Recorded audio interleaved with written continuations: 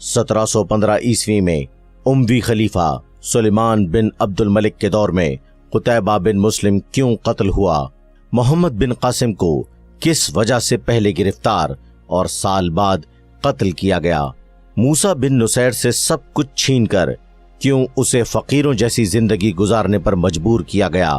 یہ سب اور بہت کچھ آپ کو آج کی اس ویڈیو میں ہم بتائیں گے۔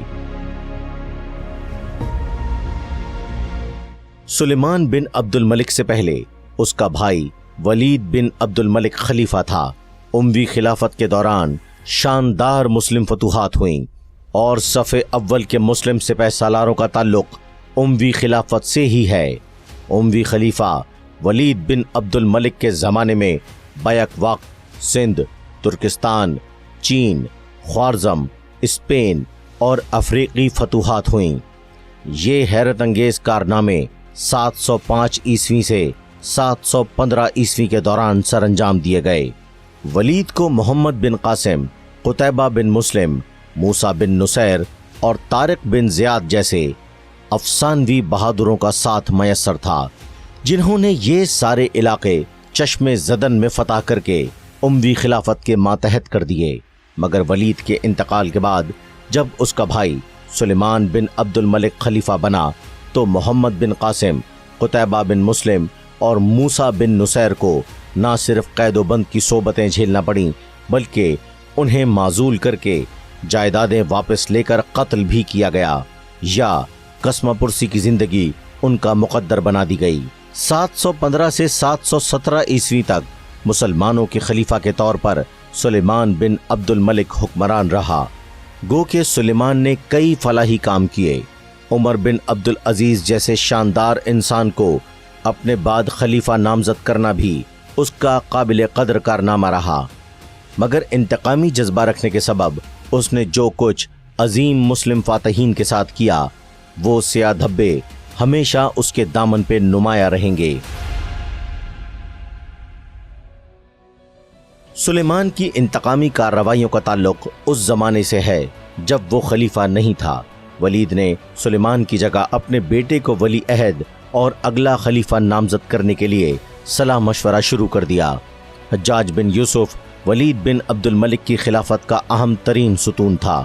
حجاج نے امویوں کے خلاف ہونے والی تمام تر بغاوتیں نہایت صفاقی اور کامیابی سے کچل ڈالی تھیں۔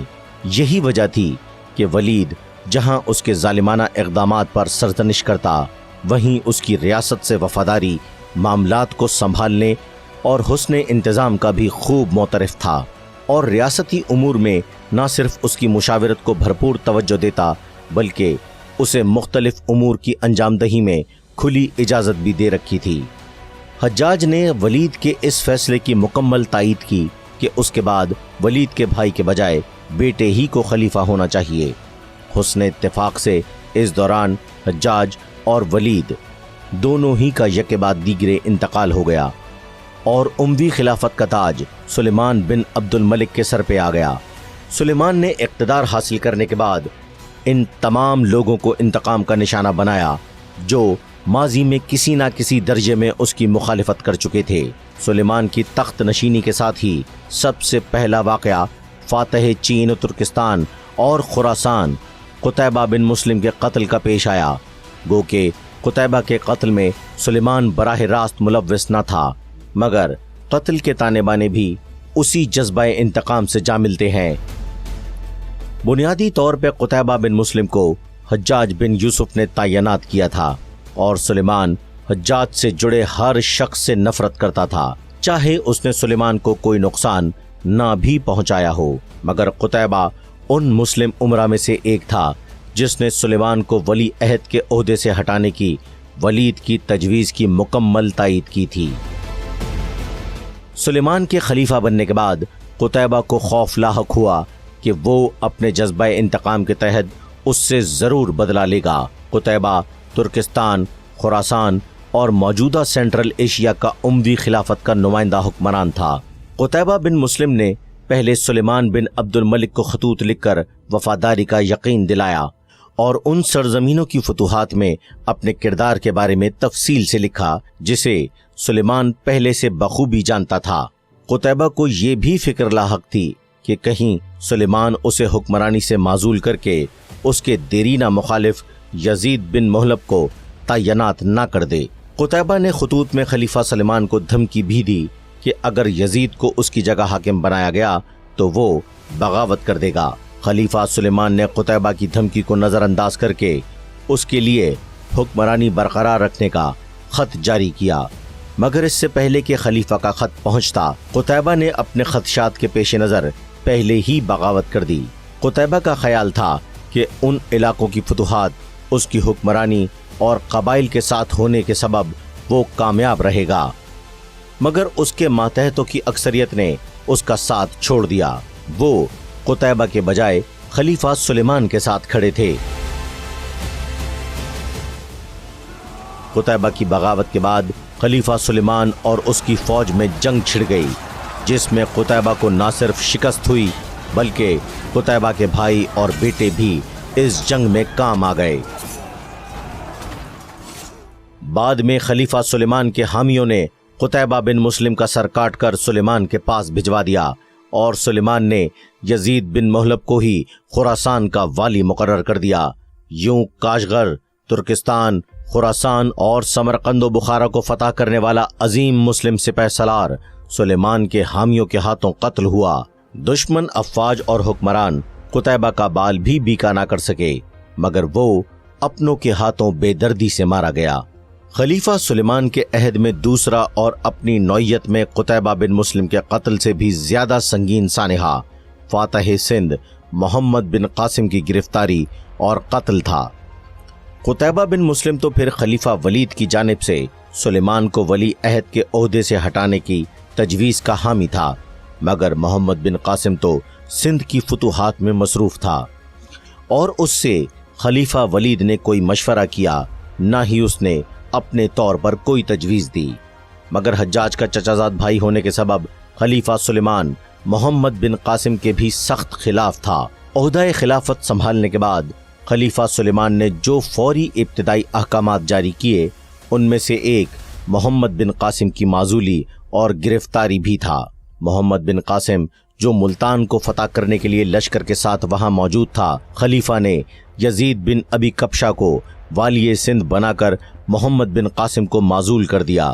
محمد بن قاسم کے حسن و سلوک کے سبب مقامی سندھی اور اس کی افواج اس کے ساتھ ڈٹ کر کھڑی تھیں۔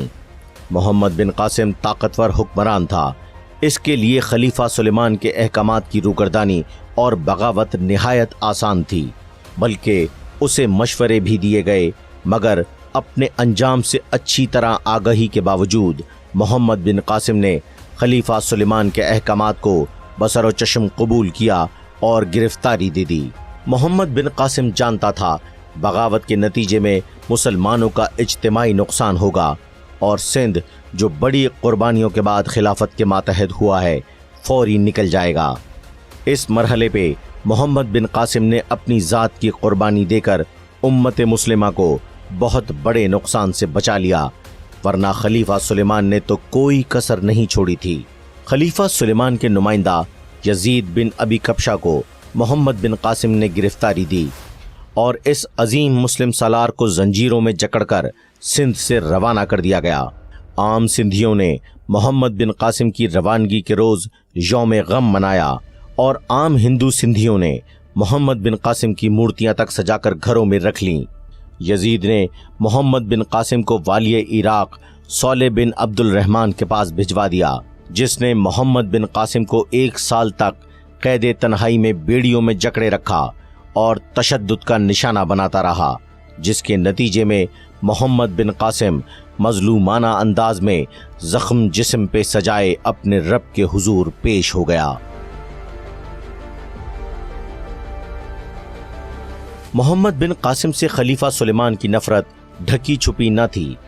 حجاج کی جگہ پہ خلیفہ سلیمان نے صالح بن عبد الرحمن کو والی عراق بنایا اور اس کی بنیادی وجہ صالح کی حجاج سے نفرت تھی۔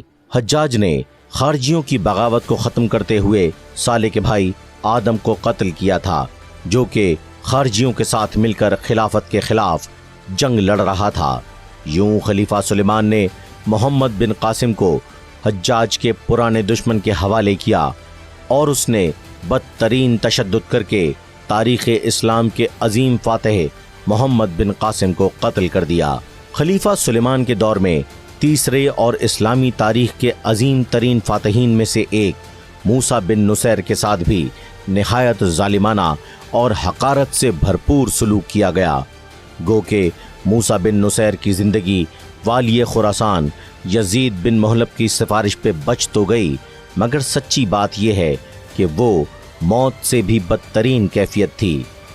خلیفہ سلیمان کی موسیٰ سے مخالفت نہایت بچکانہ اور ذاتی انتقام کا گھٹیا نمونہ تھی۔ موسیٰ بن نصیر کی سربراہی میں طارق بن زیاد نے اندلس سمیت افریقہ کے علاقے فتح کیے۔ خود موسیٰ اور اس کے مجاہد بیٹے اپنے والد کے ساتھ افریقہ اور یورپ میں اسلام کا پرچم لہراتے گئے۔ موسیٰ بن نصیر اساطیری شہرت رکھنے والا ایسا شاندار کردار تھا کہ اس کی بہادری، فہم و فراست اور حکمرانی کے دور دور تک چرچے تھے۔ موسیٰ بن نصیر اندلس یا موجودہ اسپین میں بطور اموی خلافت کے حاکم کے طور پر موجود تھا۔ اسے ولید کے مرض الموت میں مبتلا ہونے کی خبر ملی۔ اتفاق سے اسی زمانے میں موسیٰ نے نئی فتوحات میں اتنا مال غنیمت جمع کیا کہ پہلے کبھی نہ کیا تھا۔ موسیٰ کی خواہش تھی کہ وہ خلیفہ ولید کے انتقال سے پہلے نہ صرف دربار خلافت پہنچے، اپنے محبوب خلیفہ کی عیادت کرے، بلکہ اسے بے تحاشا ہونے والے مال غنیمت کی اطلاع بھی کر دے تاکہ وہ بیت المال میں جمع کرایا جا سکے۔ سلیمان کو بھی اس مال غنیمت کی خبر ہوئی، جس کے چرچے دور دور تک پھیل چکے تھے۔ موسیٰ کی طرف پیغام روانہ کیا کہ خلیفہ ولید کے آخری دن ہیں، لہٰذا تم دمشق کی طرف اپنا سفر آہستگی سے طے کرو کہ خلیفہ کے انتقال کے بعد ہی پہنچ سکو۔ بنیادی طور پہ سلیمان کا مقصد اس بیش بہا مال غنیمت سے متعلق خود فیصلہ کرنا تھا۔ وہ نہیں چاہتا تھا کہ مرض الموت میں مبتلا خلیفہ ولید اس کے بارے میں کوئی احکامات جاری کرے، مگر دوسری جانب موسیٰ نے سلیمان کی اس پیشکش یا حکم نامے کو ماننے سے انکار کر دیا۔ وہ برق رفتاری سے سفر طے کرتے ہوئے مرکز خلافت یعنی دمشق پہنچ گیا۔ خلیفہ ولید موسیٰ کی اس وفاداری اور جانثاری پہ نہ صرف بہت خوش ہوا بلکہ مال غنیمت میں سے اسے بڑا انعام بھی دیا گیا۔ موسیٰ کو 50,000 اشرفیوں کے ساتھ 500 غلام دیے گئے۔ موسیٰ اور اس کے بیٹوں کے عہدوں میں مزید اضافے کا بھی حکم جاری ہوا اور خوب عزت افزائی کی گئی۔